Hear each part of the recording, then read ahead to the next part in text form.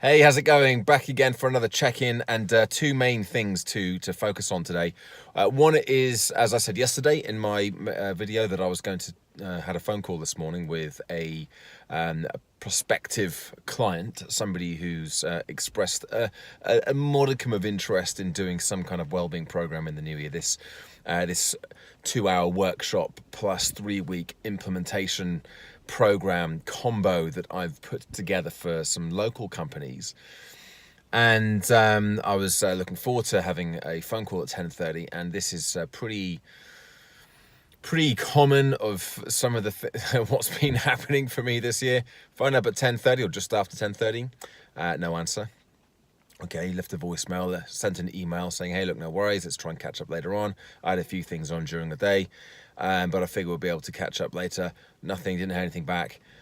So I know that I'll push that back again. I'll say, look, no, shame we didn't catch up, and let's try again for Monday, and then eventually we'll get to speak. And I've no doubt that we will eventually get to speak. I won't just let it drop now. I've had that sort of inkling of interest, but it's not even a frustration now. I don't want it to become an expectation that this is just how it is. Everybody who I don't expect to have people not answer phones, or I don't expect to have conversations dragged out over a lot longer periods of time than they perhaps could be or should be. But at the same time, when it does happen, I just like, yeah, okay, fair enough. It is what it is. And move on. Maybe that's resilience. Maybe I'm just kind of getting a little bit wiser to how things sometimes work. But anyway, that's what happened today. I didn't actually speak to them. But fingers crossed, I'll catch up with them next week and it will come to something. Anyway, so that was that. And all the while that was going on, maybe I was a little less frustrated with that, because at the same time I was having a lot of fun in this new LinkedIn group. And one thing that's really come out already from that group is how valuable it's going to be to me to start really understanding on a deeper level what people want on the workplace well-being front.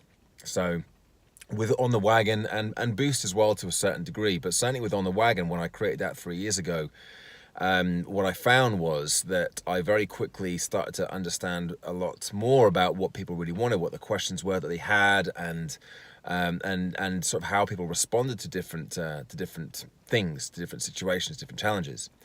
And I'm already seeing that there's some big differences in this group, in the High Performance Wellbeing group, compared to the On the Wagon group on Facebook. So I'm already starting to learn a few things and sort of mapping out in my mind, okay, well, here are some ideas that I could create. Here's some content I can create. Here are some not programs. I mean, this is a free group, and it's not about, right, here's all the solutions. It's not going to be a kind of a free version of Boost or anything like that. But at the same time, I want to be creating value and discussions and getting a bit more of the sort of the peer-to-peer solutions as well. So finding other people who have done it, who have made that transition from feeling overworked, overwhelmed, stressed out, burnt out, and have actually made some changes to their lifestyle and their well-being, and as a result of that have experienced an uplift in how they feel and how they perform.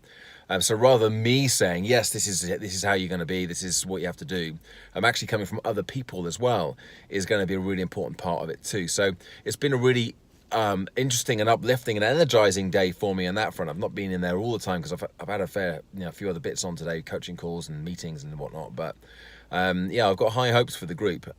Funny enough, I posted in one of my business coaching groups earlier that I'm a member of, not that I run, and said about LinkedIn groups, who's got any experience with it, be interested to kind of know what your what kind of best advice and guidance is. And everyone who's commented has basically said, leave LinkedIn groups alone because they are rubbish.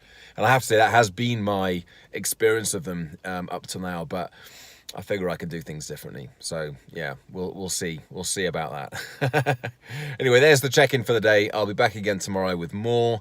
I'm sure there'll be a big sort of focus on the LinkedIn stuff over the course of the weekend as I start putting some content in there and start getting the engagement up, and then we'll be back to it with a good plan for the week come Monday. Righto, have a great weekend, and I'll speak to you soon. Bye for now.